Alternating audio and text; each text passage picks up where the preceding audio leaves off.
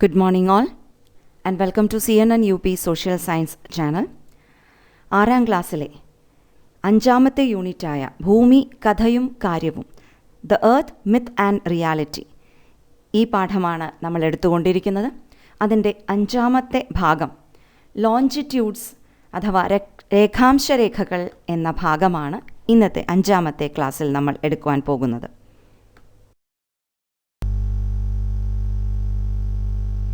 ഒരു റീക്യാപ്പോടുകൂടി നമുക്ക് ആരംഭിക്കാം.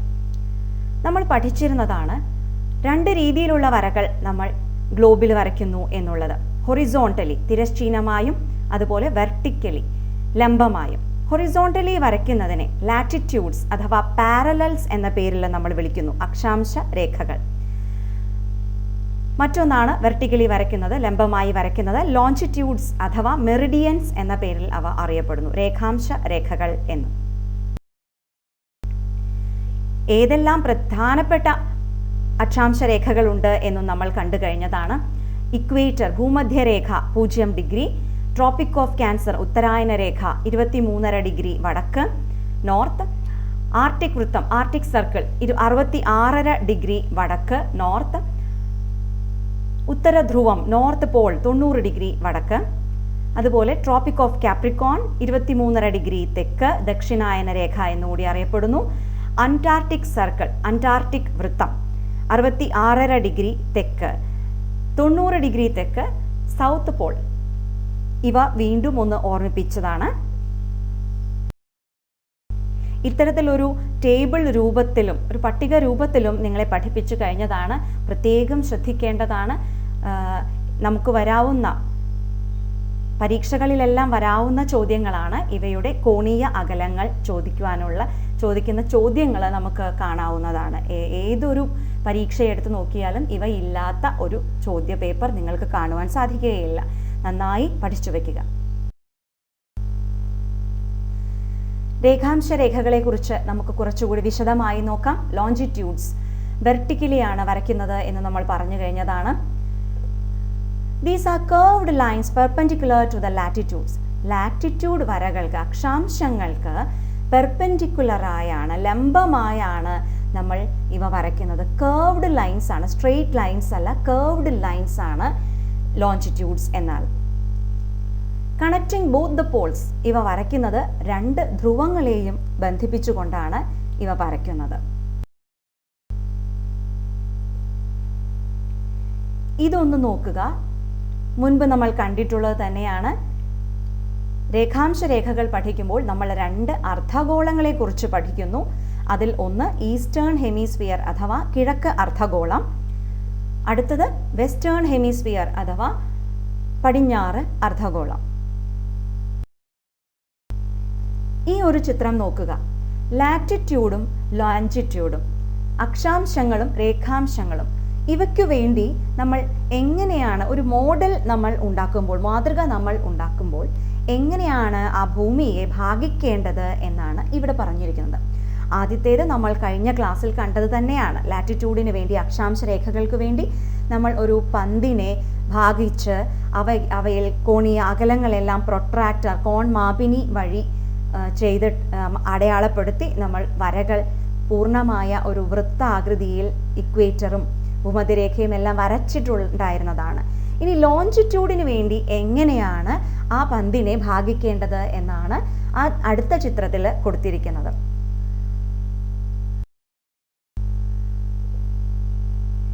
ഈ ഒരു ചിത്രം നിങ്ങളുടെ ടെക്സ്റ്റ് ബുക്കിൽ തന്നിരിക്കുന്നതാണ്. എങ്ങനെയാണ് ആ പ്രവർത്തനം ചെയ്യേണ്ടത് എന്നുള്ളത്. അക്ഷാംശ രേഖകൾ നമ്മൾ വരച്ചിട്ടുള്ള അതേ പന്ത് എടുത്തിട്ട് ഉത്തര ധ്രുവത്തെയും ദക്ഷിണ ധ്രുവത്തെയും യോജിപ്പിച്ചുകൊണ്ട് ഒരു രേഖ വരയ്ക്കണം. ആ രേഖ അപ്പോൾ ഭൂമധ്യരേഖയ്ക്ക് കുറുകെ ലംബമായി കടന്നു പോകുമല്ലോ. അങ്ങനെയെങ്കിൽ ആ പന്തിനെ 2ആയി കാണുന്നത് പോലെ മുറിക്കാനായിട്ടാണ് പറഞ്ഞിരിക്കുന്നത്. ആ ഭൂമധ്യരേഖയ്ക്ക് കുറുകെ വരച്ച നമ്മൾ ആദ്യമായി ആ വരയ്ക്കുന്ന രേഖയാണ് 0 ഡിഗ്രി ആയിട്ട് കണക്കാക്കുന്നത്. ഈ 0 ഡിഗ്രി രേഖയെ നമ്മൾ ഒരു പേര് വിളിക്കുന്നു, മാനക രേഖാംശം എന്ന പേരിൽ വിളിക്കുകയാണ്. അതിൻ്റെ ഇടത്തോട്ടും വലത്തോട്ടും കോൺമാപിനിയുടെ സഹായത്തോടു കൂടി നമ്മൾ കോണീയ അളവുകൾ നമ്മൾ അക്ഷാംശ രേഖകൾക്ക് വേണ്ടി ചെയ്തതുപോലെ ഇടത്തോട്ടും വലത്തോട്ടും രേഖപ്പെടുത്തുക, കോണീയ അളവുകൾ രേഖപ്പെടുത്തുക. ഓരോ കോണളവിനെയും പൊട്ടുകൾ ഒട്ടിച്ച് ധ്രുവവുമായി ബന്ധിപ്പിക്കുവാനാണ് പറഞ്ഞിരിക്കുന്നത്. അവയെ ബന്ധിപ്പിക്കുക, വരച്ച് രേഖകൾ വരച്ച് ചേർത്ത് നമുക്ക് പന്ത് ഒട്ടിച്ചു വെച്ച് കഴിഞ്ഞാൽ ചിത്രത്തിൽ കാണുന്നത് പോലെ രേഖകളുള്ള ഒരു പന്ത് ലഭ്യമാകും. ഈ രേഖകളെ രേഖാംശ രേഖകൾ എന്ന് വിളിക്കുന്നു. 0 ഡിഗ്രി രേഖാംശത്തിനെയാണ് മാനക രേഖാംശം എന്ന പേരിൽ അറിയപ്പെടുന്നത്. അതാണ് അടിസ്ഥാനമായിട്ടുള്ളത്. ലോഞ്ചിറ്റ്യൂഡ്സ് അഥവാ രേഖാംശ രേഖകളുടെ അടിസ്ഥാനം എന്ന് പറയുന്നത് മാനക രേഖാംശ രേഖ ആണ്. പ്രത്യേകം ശ്രദ്ധിക്കേണ്ട ഭാഗങ്ങളാണ് അടിയിൽ വരയിട്ടിരിക്കുന്നത്. 2 ധ്രുവങ്ങളെയും ബന്ധിപ്പിച്ചാണ്. അതായത് നമ്മൾ അക്ഷാംശ രേഖകൾ വരച്ചപ്പോൾ എങ്ങനെയായിരുന്നു വരച്ചിരുന്നത്? അത് പൂർണ്ണമായി വൃത്തത്തിലാണ് നമ്മൾ യോജിപ്പിച്ചത് അല്ലേ? എങ്കിൽ രേഖാംശ രേഖകൾ വരയ്ക്കുമ്പോൾ പൂർണ്ണമായി ഒരു വൃത്തത്തിൽ വരയ്ക്കുന്നില്ല, മറിച്ച് ഇരു ധ്രുവങ്ങളെയും ബന്ധിപ്പിച്ചാണ് വരയ്ക്കുന്നത്.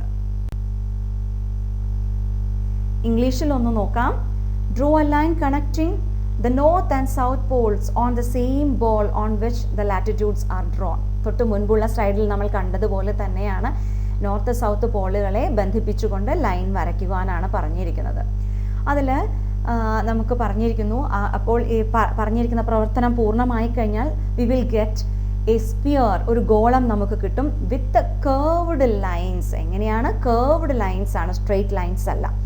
കണക്റ്റിംഗ് ബോത്ത് ദ പോൾസ്, 2 ധ്രുവങ്ങളെയും കണക്ട് ചെയ്തുകൊണ്ടാണ് ഇത് വരയ്ക്കുന്നത്. ഇവയെ വിളിക്കുന്നു ലോഞ്ചിറ്റ്യൂഡ്സ് എന്ന്. 0 ഡിഗ്രി longitude is known as standard Meridian.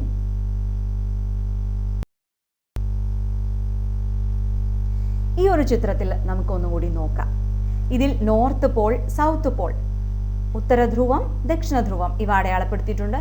Equator മാത്രം അടയാളപ്പെടുത്തിയിട്ടുണ്ട് അല്ലേ? ഇക്വേറ്റർ അഥവാ ഭൂമധ്യരേഖ അടയാളപ്പെടുത്തിയിട്ടുണ്ട്. ഇവിടെ 0 ഡിഗ്രി നോർത്ത് പോളിൽ നിന്ന് സൗത്ത് പോളിലേക്ക് ഒരു വര വരച്ചിരിക്കുന്നത് ശ്രദ്ധിക്കുക. 0 ഡിഗ്രി അവിടെ കാണാം അല്ലേ? അതാണ് നമ്മുടെ പ്രൈം മെറിഡിയൻ അഥവാ മാനക രേഖാംശം എന്ന പേരിൽ അറിയപ്പെടുന്നത്. ഈ 0 ഡിഗ്രിക്ക് ഇരുവശത്തേക്കും മറ്റുള്ള രേഖാംശ രേഖകൾ നമ്മൾ വരയ്ക്കുന്നുണ്ട്. ഇപ്പോൾ കാണിച്ചിരിക്കുന്ന ദിശയിലേക്ക് വരയ്ക്കുന്നു. അത് ഈസ്റ്റ് ഭാഗമാണ് എന്ന് നമുക്കറിയാം, കിഴക്ക് ഭാഗമാണ്. കിഴക്ക് ഭാഗത്തേക്ക് പോകുന്ന മറ്റുള്ള കിഴക്ക് ഭാഗത്ത് വരയ്ക്കുന്ന എല്ലാ രേഖാംശ രേഖകളെയും നമ്മൾ വിളിക്കുന്നു കിഴക്ക് രേഖാംശ രേഖകൾ എന്ന്, ഈസ്റ്റേൺ ലോഞ്ചിറ്റ്യൂഡ്സ് എന്ന് വിളിക്കുന്നു. അതേപോലെ തന്നെ പടിഞ്ഞാറ് ഭാഗത്തേക്ക് പോകുന്ന രേഖാംശ രേഖകളുണ്ട്, അവയെ പടിഞ്ഞാറ് രേഖാംശ രേഖകൾ എന്ന് വിളിക്കുന്നു, വെസ്റ്റേൺ ലോഞ്ചിറ്റ്യൂഡ്സ്. 0 ഡിഗ്രി മാനക രേഖാംശം അഥവാ പ്രൈം മെറിഡിയന് പടിഞ്ഞാറ് ഭാഗത്തേക്ക് വരയ്ക്കുന്ന എല്ലാ രേഖാംശ രേഖകളെയും പടിഞ്ഞാറ് രേഖാംശ രേഖകൾ എന്ന് വിളിക്കുന്നു. കിഴക്ക് ഭാഗത്തേക്ക് വരയ്ക്കുന്ന എല്ലാ രേഖാംശ രേഖകളെയും കിഴക്ക് രേഖാംശ രേഖകൾ എന്ന് വിളിക്കുന്നു. ഈ ചിത്രത്തിൽ അക്ഷാംശ രേഖകളും കാണിച്ചിട്ടുണ്ട്, രേഖാംശ രേഖകളും കാണിച്ചിട്ടുണ്ട്. ഇതിൽ ചുവന്ന നിറത്തിൽ ഒരു വര വരച്ചിരിക്കുന്നതാണ് പ്രൈം മെറിഡിയൻ ആയി എഴുതിയിരിക്കുന്നത്. അതിന് ഈസ്റ്റ് വെസ്റ്റ്, കിഴക്ക് പടിഞ്ഞാറ് ദിശകളിലേക്ക് മറ്റുള്ള രേഖാംശ രേഖകൾ ഉണ്ട് എന്ന് കാണിച്ചിരിക്കുന്നു. ഇനി ഇക്വേറ്റർ അവിടെ കാണിച്ചിരിക്കുന്നു, ഭൂമധ്യരേഖ കാണിച്ചിട്ടുണ്ട്. 0 ഡിഗ്രിയാണ് അത്. ആ 0 ഡിഗ്രിക്ക് മുകളിലേക്കും താഴേക്കും മറ്റുള്ള അക്ഷാംശ രേഖകൾ, ലാറ്റിറ്റ്യൂഡ് ലൈൻസ് ഉണ്ട് എന്നും കാണിച്ചിട്ടുണ്ട്. ഇതിൽ പച്ച നിറത്തിൽ എഴുതിയിരിക്കുന്നതാണ് രേഖാംശ രേഖകൾ, കറുപ്പ് നിറത്തിൽ എഴുതിയിരിക്കുന്നതാണ് രേഖാംശ രേഖകൾ. ഈ ചിത്രം ഒന്ന് നോക്കുക. കർവായിട്ടല്ല വരച്ചിരിക്കുന്നത്, ഒരു വര നിങ്ങളെ പറഞ്ഞു മനസ്സിലാക്കുന്നതിന് വേണ്ടി പ്രൈം മെറിഡിയൻ ഇങ്ങനെ വരച്ചിരിക്കുന്നു എന്ന് മാത്രം. പ്രൈം മെറിഡിയൻ ഏതൊക്കെ ഭാഗത്തു കൂടി കടന്നു പോകുന്നു എന്ന് നോക്കുക. നോർത്ത് പോളിൽ നിന്ന് സൗത്ത് പോളിലേക്ക്, ഉത്തര ധ്രുവത്തിൽ നിന്ന് ദക്ഷിണ ധ്രുവത്തിലേക്ക് ചേർത്ത് നമ്മൾ വരച്ചിരിക്കുകയാണ്. അവിടെ മുകളിൽ ഒരു ആരോ മാർക്ക് ഇട്ടിട്ട് ഗ്രീൻവിച്ച് ഇംഗ്ലണ്ട് എന്ന് എഴുതിയിട്ടുണ്ട്. ഈ പ്രൈം മെറിഡിയനെ നമ്മൾ വിളിക്കുന്ന മറ്റൊരു പേര് കൂടിയാണ് ഗ്രീൻവിച്ച് രേഖ, ഗ്രീൻവിച്ച് ലൈൻ എന്ന ഒരു പേര് കൂടി വിളിക്കുന്നുണ്ട്. അതിന് കാരണം എന്താണ് എന്ന് നമുക്ക് നോക്കാം.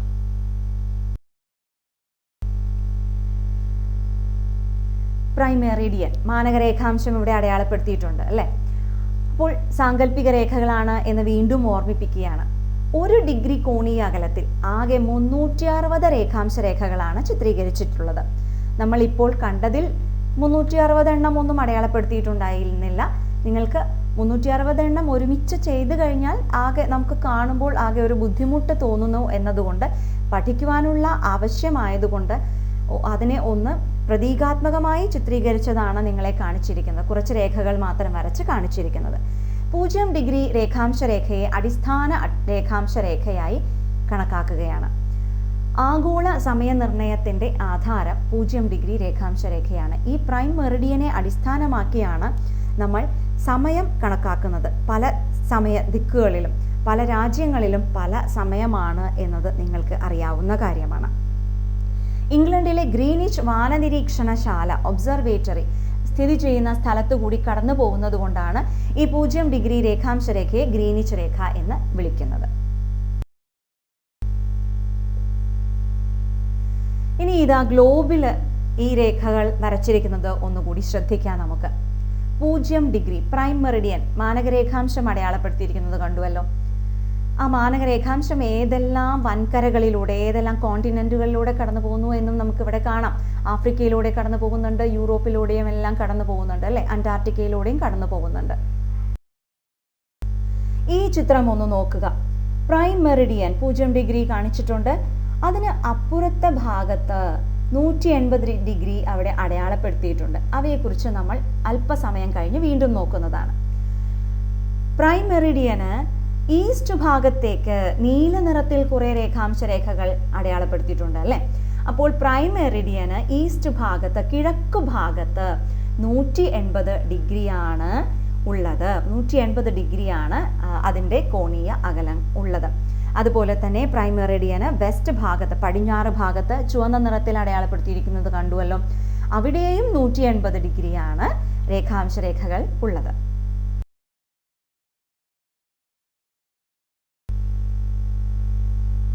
ഈ ചിത്രം ഒന്നുകൂടി നോക്കാം നമുക്ക്. 0 ഡിഗ്രി കാണിച്ചിട്ടുണ്ട്, പ്രൈം മെറിഡിയൻ കാണിച്ചിട്ടുണ്ട്. ഒപ്പം ആ 90 ഡിഗ്രിയിൽ നിന്ന് വീണ്ടും അങ്ങോട്ടേക്ക് നീട്ടി വരച്ചിരിക്കുന്നത് കാണാം അല്ലേ. അതാണ് നമ്മൾ അടുത്തതായി കാണാൻ പോകുന്ന പ്രധാനപ്പെട്ട രേഖാംശ രേഖ. എങ്ങനെയാണ് ഇവിടെ സ്ഥലം ലൊക്കേറ്റ് ചെയ്യുന്നത് എന്നുള്ളത് നമ്മുടെ അടുത്ത ക്ലാസ്സിലെ ഭാഗമാണ്. അതുകൊണ്ട് ഇവിടെ കൂടുതൽ വിശദീകരണങ്ങൾ നടത്തുന്നില്ല. വീണ്ടും കാണിച്ചിരിക്കുന്നു എന്ന് മാത്രം. അക്ഷാംശ രേഖകളും അടയാളപ്പെടുത്തിയിട്ടുണ്ട്. ഇതിൽ രേഖാംശ രേഖകളും അടയാളപ്പെടുത്തിയിട്ടുണ്ട്. ഈ ഗോളത്തിന്റെ സ്ഫിയറിന്റെ ടോട്ടൽ ആംഗുലർ മെഷർമെന്റ് ആകെ കോണീയ അകലം എത്രയാണ് നമുക്കറിയാവുന്നതാണ് അല്ലേ. 360 ആണ് ഒരു ഗോളത്തിന്റെ ആകെ മെഷർമെന്റ് എന്ന് പറഞ്ഞാൽ. ഈസ്റ്റേൺ ഹെമിസ്ഫിയറിൽ കിഴക്കേ അർദ്ധഗോളത്തിൽ എത്രയുണ്ട്? 180 ഡിഗ്രിയാണ് കിഴക്കേ അർദ്ധഗോളത്തിൽ വരുന്നത്.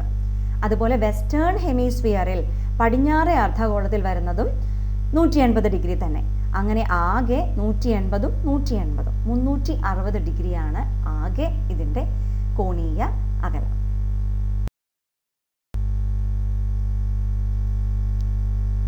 നേരത്തെ നമ്മൾ പറഞ്ഞിരുന്നു ഒരു പ്രധാനപ്പെട്ട മറ്റൊരു രേഖാംശ രേഖ ലോഞ്ചിറ്റ്യൂഡ് ഉണ്ട് എന്ന് പറഞ്ഞിരുന്നു അല്ലേ. അതാണ് ഇന്റർനാഷണൽ ഡേറ്റ് ലൈൻ, അന്തർദേശീയ ദിനാങ്ക രേഖ. എത്രയാണ് അതിൻ്റെ കോണീയ അകലം? 180 ഡിഗ്രിയാണ് അത്. പക്ഷേ ഇത് കാണുമ്പോൾ നിങ്ങൾക്കൊരു സംശയം തോന്നാം. മറ്റുള്ള ലോഞ്ചിറ്റ്യൂഡുകൾ വരച്ചിരിക്കുന്നത് പോലെയല്ല ഇത് വരച്ചിരിക്കുന്നത് അല്ലേ. ആകൃതിയിൽ നല്ല ഒരു വ്യത്യാസം കാണാനില്ലേ? അതിൻ്റെ കാരണം നമുക്കൊന്ന് നോക്കാം.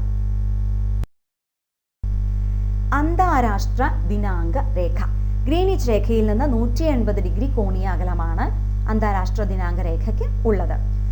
നമുക്കറിയാവുന്നതാണ് ഭൂമിയുടെ പല ഭാഗത്തും പല സമയമാണ് എന്നുള്ളത്.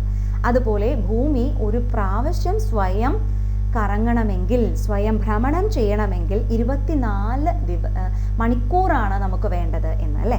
അപ്പോൾ ഭൂമിയുടെ ഒരു ഭാഗത്ത് ഉള്ള സമയമായിരിക്കില്ല മറ്റൊരു ഭാഗത്ത്. ഒരു ദിവസത്തിൻ്റെ വ്യത്യാസമുണ്ടാകും രണ്ട് ഭാഗങ്ങളും തമ്മിൽ അല്ലേ. ആ രേഖയ്ക്ക്, ഈ അന്താരാഷ്ട്ര ദിനാങ്ക രേഖയ്ക്ക് കിഴക്കു ഭാഗത്തുള്ള ഈസ്റ്റ് ഭാഗത്തുള്ള തീയതി പടിഞ്ഞാറ് ഭാഗത്തുള്ളതിനേക്കാൾ ഒരു ദിവസം കുറവായിരിക്കും എന്ന് പറയുന്നു. USSന് തയ്യാറെടുക്കുന്ന കുട്ടികൾ ഇത് പ്രത്യേകം നോട്ട് ചെയ്ത് വെക്കുക. കിഴക്ക് ഭാഗത്ത് ഒരു ദിവസം കുറവായിരിക്കും, പടിഞ്ഞാറ് ഭാഗത്ത് ഒരു ദിവസം കൂടുതലായിരിക്കും എന്ന് പറയുന്നു. അത് എന്തുകൊണ്ടാണ് ഇങ്ങനെ ഉണ്ടാകുന്നത്? ഭൂമി കറങ്ങുന്നത് കൊണ്ടാണ്. ഭൂമി കറങ്ങി മറുവശത്തേക്ക് എത്തുവാനായി എത്ര സമയം വേണം? 24 മണിക്കൂറാണ് നമുക്ക് ആവശ്യം. അതിന് മറ്റുള്ള ഭാഗത്തെല്ലാം അതിനെ അടിസ്ഥാനമാക്കി അതിനെ കമ്പയർ ചെയ്തുകൊണ്ട് ചെറിയ തോതിലുള്ള സമയ വ്യത്യാസങ്ങൾ ഉണ്ടാകുന്നു. ഒരു ഉദാഹരണം ഇവിടെ പറഞ്ഞിട്ടുണ്ട്. അന്താരാഷ്ട്ര ദിനാങ്ക രേഖയുടെ ഇരുവശത്തുമായി ശാന്തസമുദ്രത്തിൽ, അതായത് പസഫിക് ഓഷ്യൻ, അവിടെ സ്ഥിതി ചെയ്യുന്ന 2 ദ്വീപ് രാജ്യങ്ങളാണ് ഫിജി, അമേരിക്കൻ സമോവ ഇവ. ഫിജി അന്താരാഷ്ട്ര ദിനാങ്ക രേഖയുടെ പടിഞ്ഞാറ് ഭാഗത്ത്, വെസ്റ്റ് ഭാഗത്താണ്. സമോവ കിഴക്ക് ഭാഗത്ത്. അപ്പോൾ സമോവയിൽ 22-ാം തീയതി ആണ് എന്നിരിക്കുമ്പോൾ ഫിജിയിൽ 23-ാം തീയതി ആയിരിക്കും. ഒരു ദിവസത്തെ വ്യത്യാസം അവിടെ വരുന്നുണ്ട്. ഇനി നിങ്ങൾ ഇതൊരു കാര്യം ആലോചിക്കുക. ഈ രേഖ നമ്മൾ ഇപ്പോൾ തന്നെ പറഞ്ഞതാണ്, കിഴക്കു ഭാഗത്ത് ഒരു ദിവസം കുറവായിരിക്കും എന്ന്. ഈ രേഖ ഏതെങ്കിലും ഒരു രാജ്യത്ത് കൂടെ കടന്നു പോവുകയാണ് എന്ന് വിചാരിക്കുക. അങ്ങനെയെങ്കിൽ ആ രാജ്യത്ത് തന്നെ 2 സമയങ്ങൾ ഉണ്ടാകുമല്ലോ. അത് വളരെ ബുദ്ധിമുട്ടല്ലേ? ഒരേ രാജ്യത്ത് കുറച്ചാളുകൾ ഒരു ദിവസം പുറകിലും കുറച്ചാളുകൾ ഒരു ദിവസം മുൻപിലും ജീവിക്കുക എന്ന് പറയുന്നത്.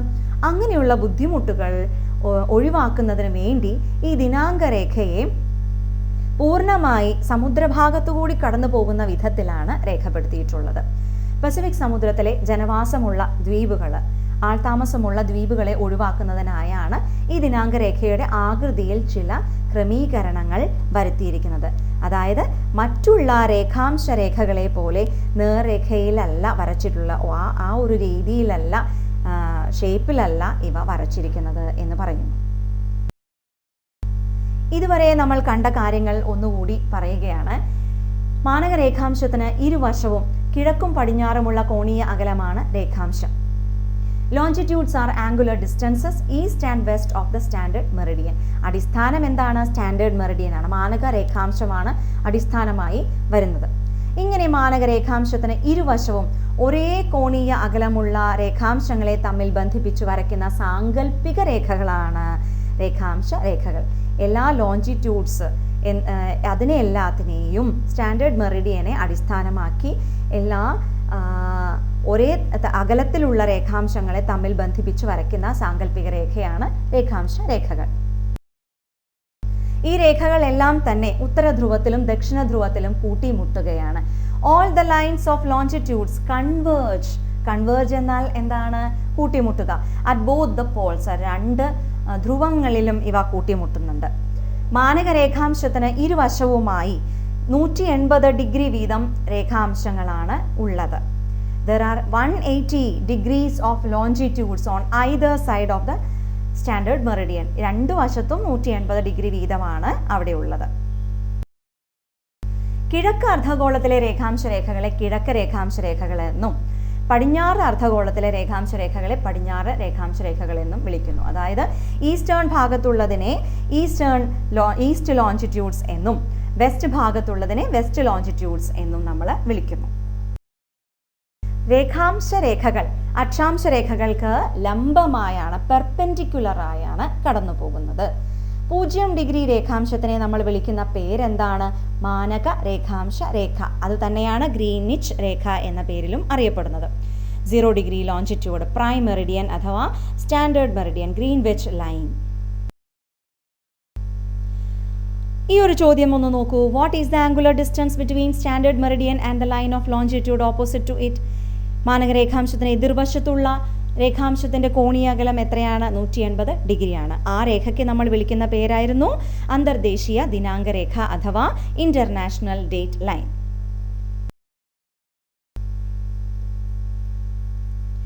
ലാറ്റിറ്റ്യൂഡിനെയും ലോഞ്ചിറ്റ്യൂഡിനെയും അക്ഷാംശ രേഖാംശങ്ങളെ ഒന്ന് താരതമ്യപ്പെടുത്തി പറഞ്ഞിരിക്കുകയാണ്. അക്ഷാംശങ്ങൾ latitudes parallel to the equator, ഭൂമധ്യരേഖയ്ക്ക് സമാന്തരമാണ് എന്ന് പറഞ്ഞിരിക്കുന്നു.